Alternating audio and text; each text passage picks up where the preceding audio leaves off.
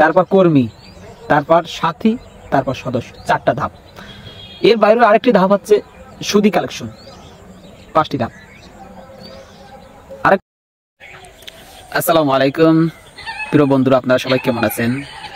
ছাত্র দলের প্রশ্ন, ছাত্র শিবির এত টাকা কোথায় পাচ্ছে যে তারা প্রতিদিন 3 লক্ষ টাকার ইফতার বিতরণ করছে ঢাকা ভার্সিটিতে?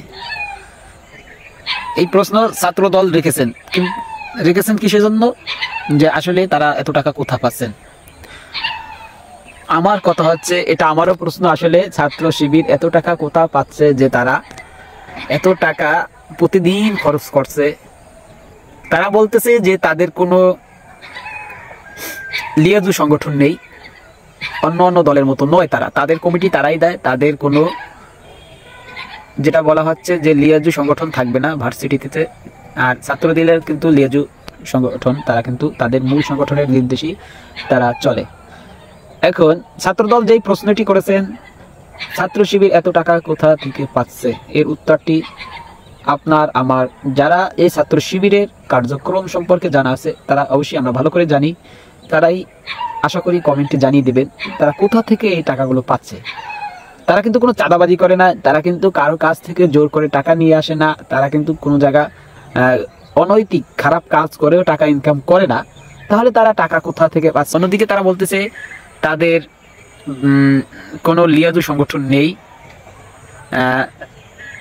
কারো আন্ডারে তারা নয়, তারা কিন্তু এটা প্রকাশ্য করেছে, কিন্তু তারাও তো তাদেরকে টাকা দেওয়ার কথা নয়। কিন্তু তাহলে তারা টাকা কোথা থেকে পাচ্ছে? এবার আসুন মূল কথায়, তারা আসলে কোথা থেকে টাকা পাচ্ছে সেটা আমি বলতেছি। তারা আসলে টাকা পাচ্ছে তাদের সমর্থক থেকে শুরু করে সদস্য পর্যন্ত যারা আছে। সমর্থক একটি ধাপ, যারা প্রাথমিক ধাপ সমর্থক, বুঝুন আপনারা যারা এই প্রশ্ন তুলেছেন তাদেরকে ব্যাখ্যা দিচ্ছি। সমর্থক 1, তারপর কর্মী, তারপর সাথী, তারপর সদস্য, 4টা ধাপ। এর বাইরে আরেকটি ধাপ হচ্ছে সুদী কালেকশন, 5টি ধাপ।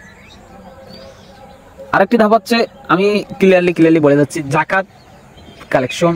আরেকটি ধাপ হচ্ছে আপনার এককালীন কালেকশন।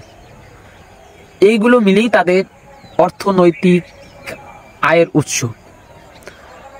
এখন যদি আপনি সমর্থক থেকে আপনি সদস্য পর্যন্ত হিসাব করেন, তাহলে দেখা গেল যে বাংলাদেশে কয়েক লক্ষ ছাত্র শিবিরের কর্মী আছে যারা প্রতিনিয়ত এই দলটাকে, এই তাদের সংগঠনকে ভালোবেসে বাইতুল মাল বলেন, এয়ানত বলেন, এগুলো দিয়ে থাকে এবং এই টাকা একটা অংশ কেন্দ্র পর্যন্ত চলে যায়।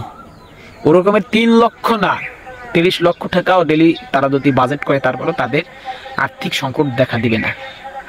এই টাকায় একটা বরকত আছে, এই টাকায় কারো কাছ থেকে জোর করে নেওয়া হয় না, সবাই ভালোবেসে এই টাকাটা দেয়। সীমিত টাকা যদি লক্ষ লক্ষ মানুষ দেয়, তখন এই টাকাটা কিন্তু বড় আকার হয়ে যায়, এটা মনে রাখবেন। এই প্রশ্ন যারা তুলেছেন তাদেরকে বলবো, এই সিস্টেমটা আপনারাও অবশ্যই আপনারাও চালু করেন, দেখবেন আপনাদের এই যে আপনাদের যে বদনামগুলো আছে, ওই বদনামগুলো থাকবে না।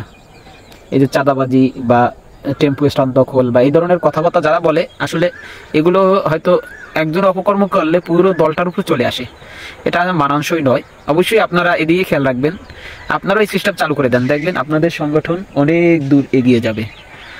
ছাত্র শিবিরের এই কার্যক্রমকে আমরা আসলেই পছন্দ করি, কারণ তারা দেখুন আর্থিকভাবে যেমন সচ্ছলতা, তেমন একটি কষ্টে থাকা মানুষের পাশেও তারা যে কোনো মুহূর্তে দাঁড়াতে পারে, কিন্তু একটা ফান্ড আছে।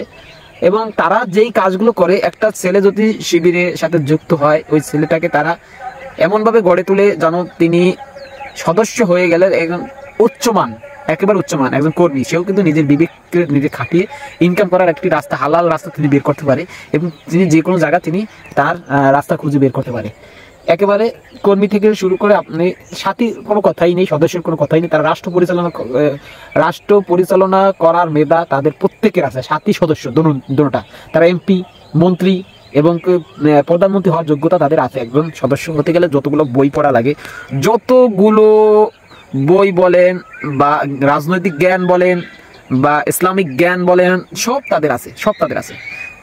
তারপরও আপনি যদি